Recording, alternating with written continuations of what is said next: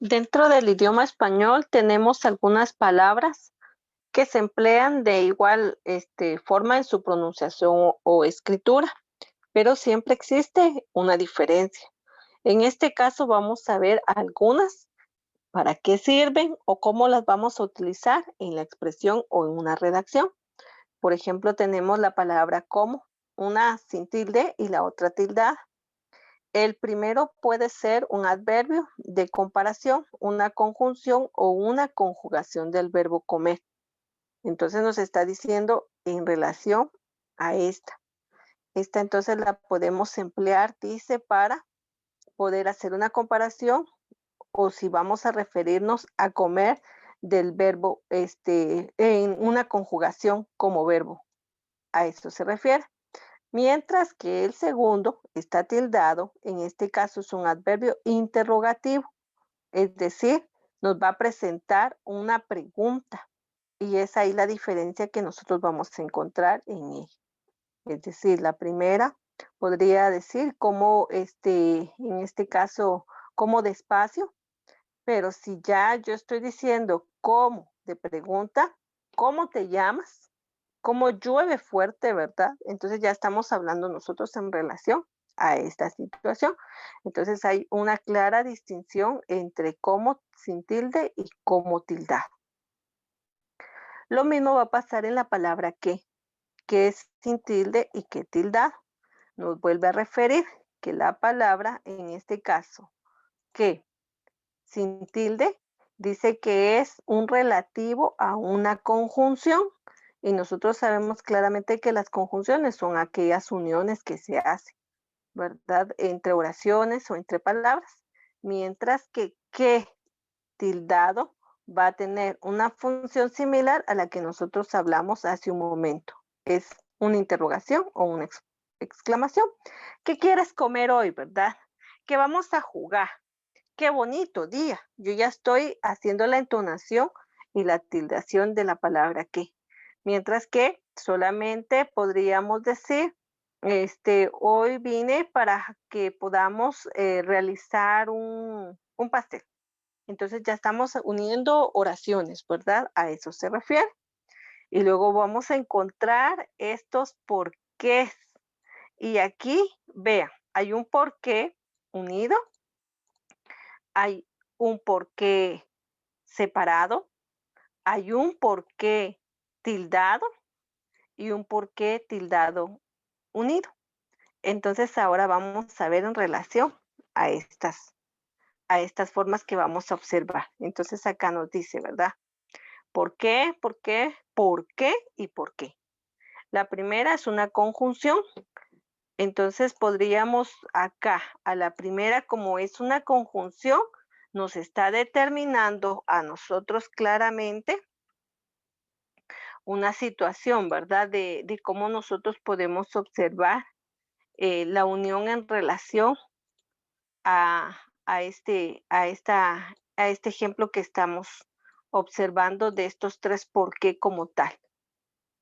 Y podemos entonces, dice la primera, es una conjunción. El por qué va unido pero sin tilde. Conjunción.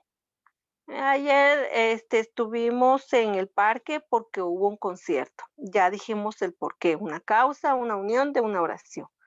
Un por qué, en este caso separado, es una secuencia resultado de una combinación de la preposición por.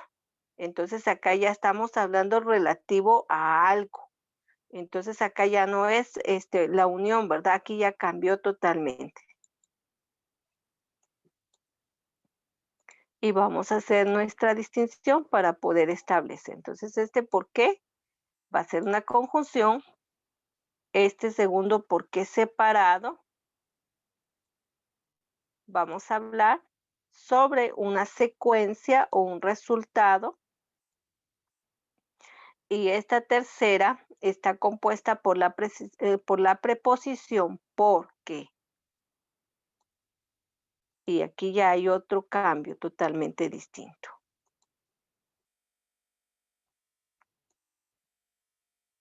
Y ya aquí ya estamos hablando entonces en relación a una interrogación. ¿Por qué vinieron tarde? ¿Verdad? ¿Por qué tanto tiempo? Y en la última del por qué, que está unida, pero está tildado, significa una causa o motivo. Y nosotros entonces acá encontramos la razón de ser de cada uno de los por qué que nosotros empleamos en las distintas oraciones. A eso se refiere. Entonces no siempre vamos a utilizar el mismo por qué, sino siempre se utiliza para unir oraciones como secuencia de un resultado, como una pregunta o para dar un motivo o razón. También tenemos el sino y el sin. En este caso, hay uno que va a ir unido y otro va a ir separado. Entonces, en relación a eso es como nosotros también vamos a encontrarle la función o la distinción a cada uno.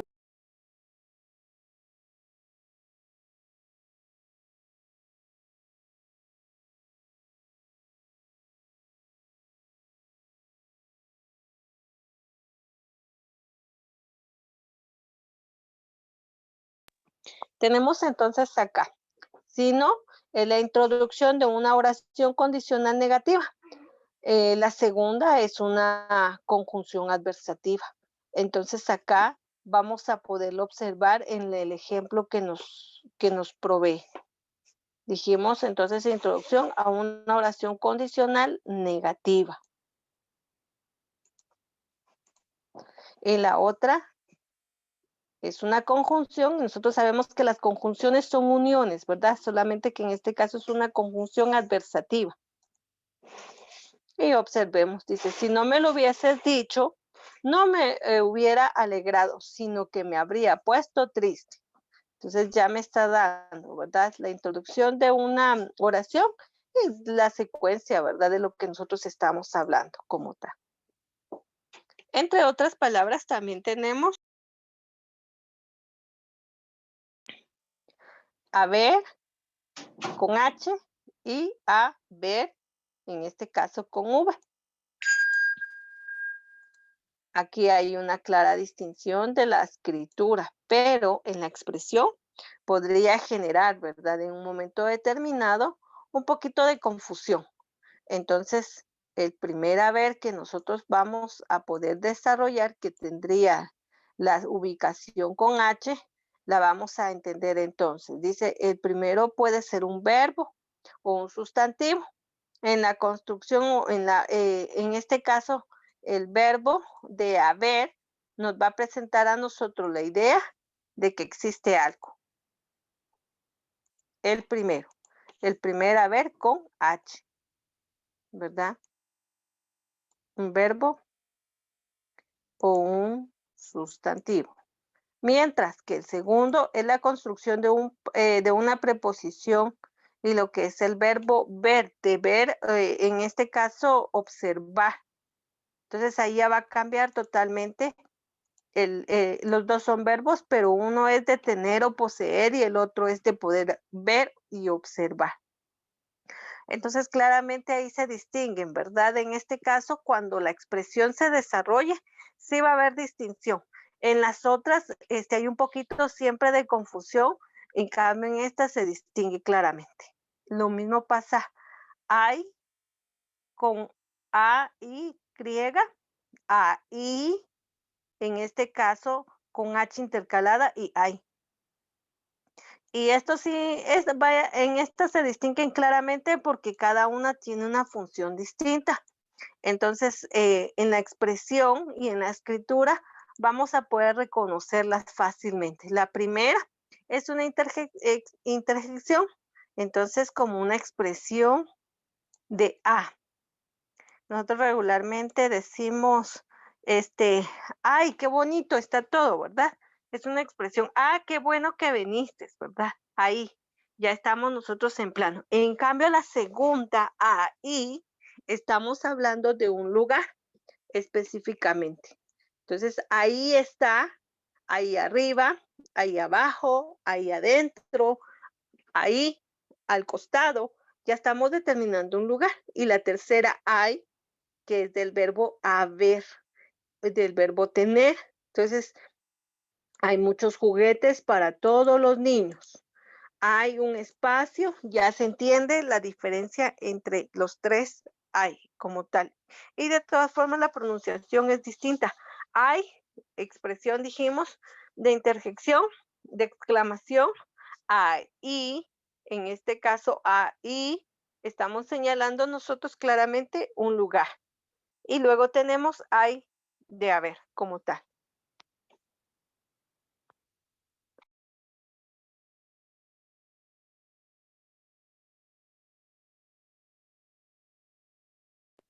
La siguiente es haya,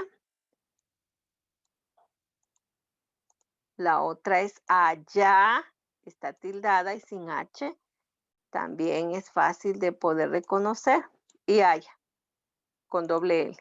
Entonces ahí ya hay una distinción, ¿verdad? Ahí sí ya podemos reconocer. Dice la primera, hace referencia a un árbol o a la conjugación de un verbo, nuevamente haber, de tener o poseer.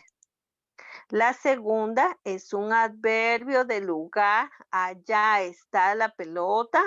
Allá puede usted observar lo que se determinó, ¿verdad? Es del lugar como tal.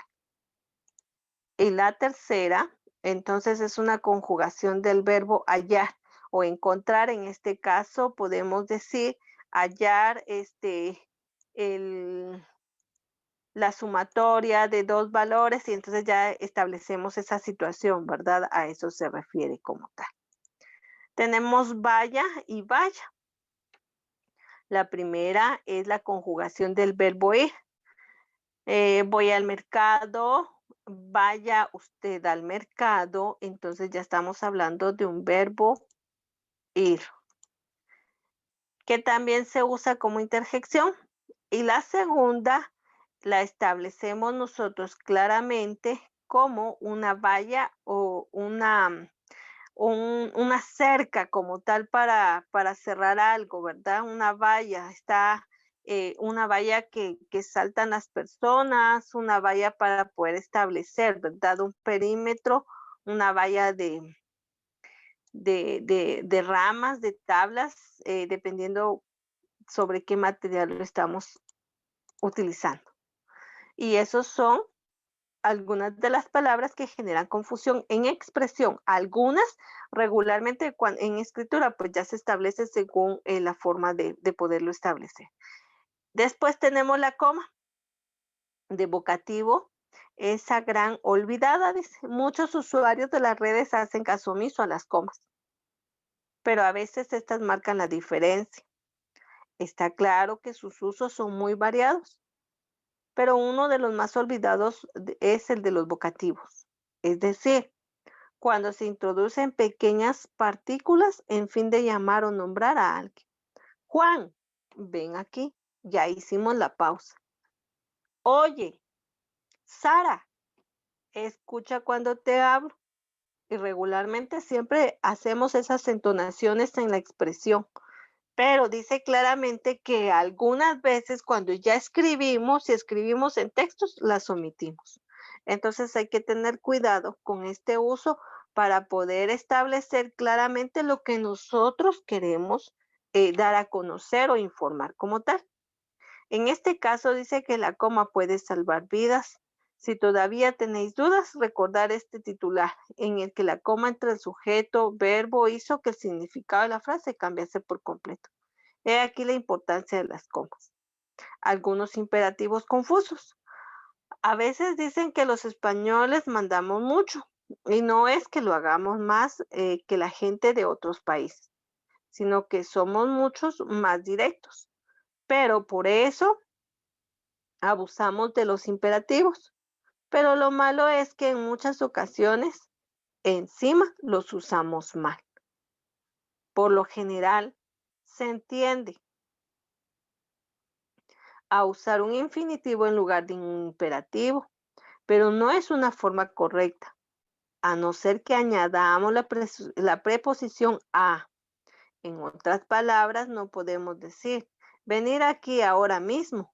Sería venir por sí, entonces sería, entonces, venga a dormir todo el mundo. ¿Y cuántas veces hemos oído, en este caso, iros como imperativo de ir? Pues nada de iros a tomar un helado. Si queréis enviar a alguien a algún sitio con propiedad y corrección, debéis decir, iros a tomar un helado. Pero en este caso nosotros claramente tenemos que entender que el español de la variante del castellano no establece como tal esta parte de iros. Nosotros establecemos claramente, bueno, fuimos, vamos. Nosotros vamos, nosotros fuimos y ya establecimos esa parte, pero no, vosotros iremos, no lo utilizamos como tal, pero no por eso debemos de perder de vista la coma como tal. Las mayúsculas innecesarias. Por influencia del inglés, la lengua predominante, las redes, tendemos a buscar de mayúsculas y utilizarlas de forma incorrecta. Así ocurre cuando escribimos los meses del año y los días de la semana en inglés. Se podrá decir Friday y my, pero en español se usan mayúsculas a no ser que estemos hablando de fechas históricas o conmemorativas. En este caso, entonces, las mayúsculas nosotros generalmente conocemos claramente el uso, se utilizan para nombres propios, se utilizan para el inicio de una oración después de punto, para siglas, para abreviaturas y para nombres de instituciones. Pero hasta ahí, ¿verdad? Nosotros claramente tenemos el uso correcto de las mayúsculas. El gerundio de posterioridad. Cuando hablamos a posterior, estamos hablando siempre de una persona, en este caso, eh, en un orden. Entonces, en este caso resulta un poquito difícil cuando se utilizan los gerundios.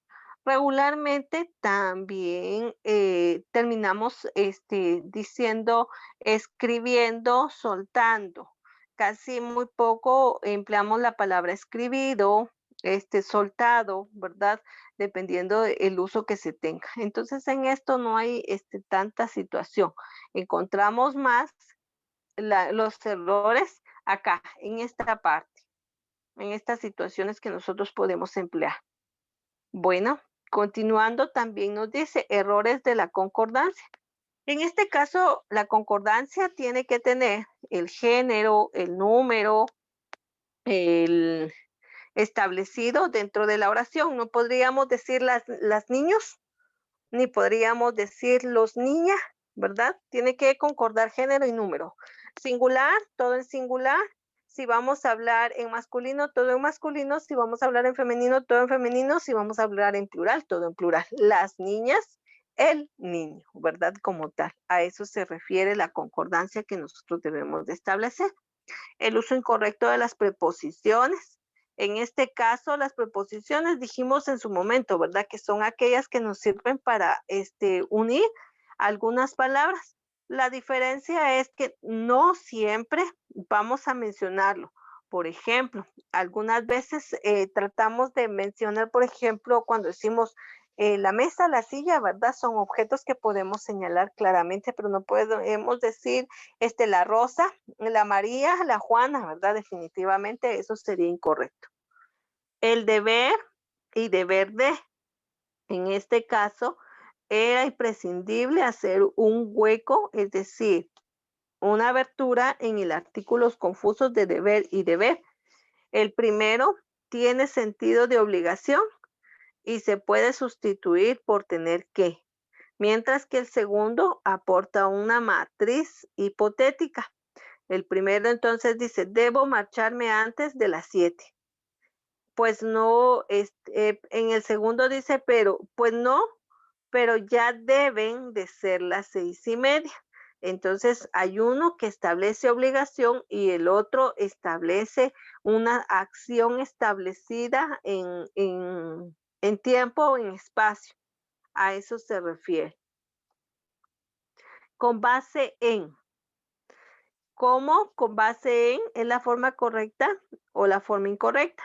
La correcta entonces, sí, sí, la utilizamos en construcción en base a. Es incorrecto. Con base a tampoco vale. La incorrección se ha extraído tanto que es probable que algunos años se convierta en una norma, como explica Freud.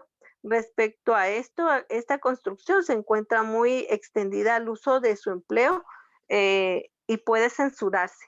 Regularmente siempre empleamos esta frase. Todo resultó favorecedor con base a las normas establecidas o los lineamientos establecidos que fueron otorgados en su momento, ¿verdad? Entonces ahí a nosotros empleamos estos términos como tal. Buenos días. Con este saludo común empezamos los correos electrónicos. Aunque su origen está en las cartas, ya un correo electrónico no es más que una carta en la que mandamos medios visuales en papel. Además, con un buenos días podemos comenzar con la estimada profesora, querido Gonzalo, perdón. Tenemos acá un saludo. Se establecía la vez anterior mediante redacción que un buenos días era porque no sabíamos en su momento en qué tiempo se establecía. Pero hoy, en la actualidad se establece buen día cuando nosotros estamos viendo a la persona directamente, entonces le estamos deseando en este instante un buen día para todos, buen día para usted, buen día, mucho gusto, ¿verdad? Entonces a eso se establece. Ver, prever y proveer. En este caso, ver no es más que la observación establecida. Prever es acomodar algo con antelación o anticipación. Y proveer como tal es suministrar, dar a la persona lo que le corresponde, ¿verdad? Entonces, ver que todo salga muy bien. Ah, bueno, estoy al detalle de observar que todo esté bien. Prever que no falte nada. Ah, bueno, ya nosotros planificamos, desarrollamos todo en base a lo que vamos a realizar. Vean, en base a todo lo que vamos a realizar. Y entonces todo tiene que proveer lo necesario para que cada actividad se dé a cabalidad o en su cumplimiento total. Ya son términos totalmente distintos. Las redundancias. Las redundancias pues son de alguna forma carácter, dice, de los hispanohablantes. En este caso, definitivamente no son correctas. Nosotros tenemos que buscar sinónimos establecidos para podernos expresar sin redundar. Y nosotros hemos escuchado mucho que dicen, salgan afuera, entren adentro, bajen para abajo y suban para arriba. Y entonces no es correcto definitivamente la redundancia. Tenemos que erradicarla. Simplemente podríamos decir, pueden pasar afuera, pueden entrar, pueden subir, pueden bajar.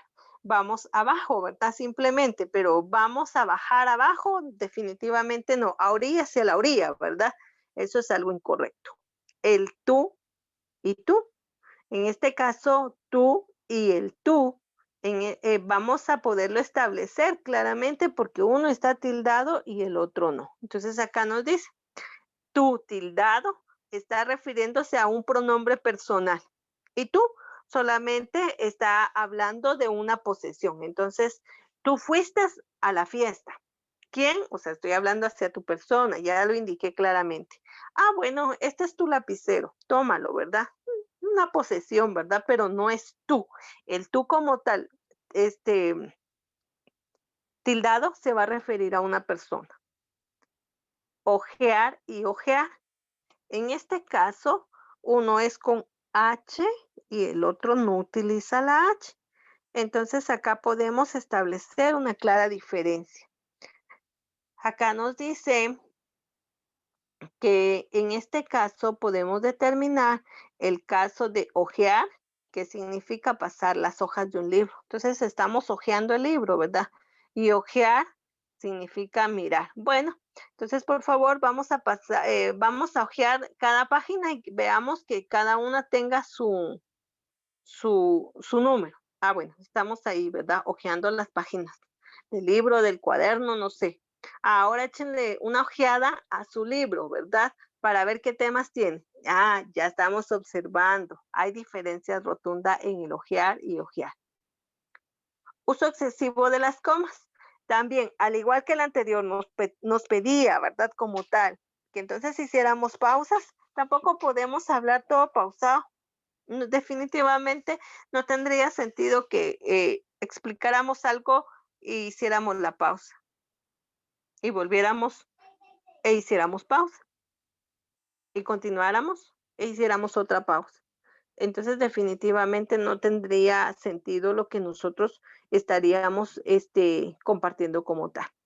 El signo de interrogación y exclamación al principio y al final de la oración. Definitivamente esa es una regla general que todos debemos de manejar. Si abro un signo de interrogación, tengo que cerrarlo. Si voy a cerrar un signo de interrogación es porque tuve que abrirlo. Y lo mismo va a pasar para los signos de exclamación o admiración, como usted quiera llamar. Si media vez se abrió, se tiene que cerrar. Si media vez va a cerrar, tuvo que haberlo abierto. Y esa es una regla que siempre, siempre tenemos que mantener. No podemos cerrar un signo si no lo hemos abierto, no podemos abrir, si no hemos, en este caso, no podemos abrirlo simplemente, sino también tenemos que cerrarlo. Y no podemos cerrarlo si no hemos abierto un signo como tal. Esa es una regla general. Y estos son algunos de los cuales nosotros podemos observar algunos errores que generan confusión dentro del idioma español como tal. Por favor, vamos a trabajar en este caso. Nuestro contenido lo vamos a trasladar al cuaderno y luego vamos a ejemplificar cada uno de ellos, por favor. Esa es la tarea que debemos de realizar.